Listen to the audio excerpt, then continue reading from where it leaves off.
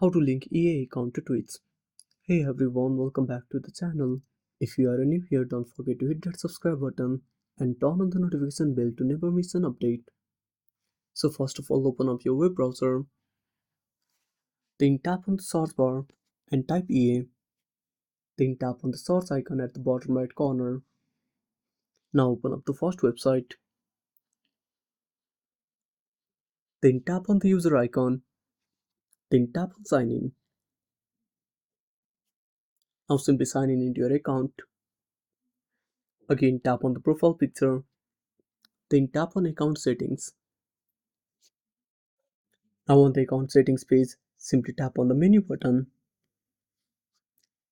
then tap on connected accounts,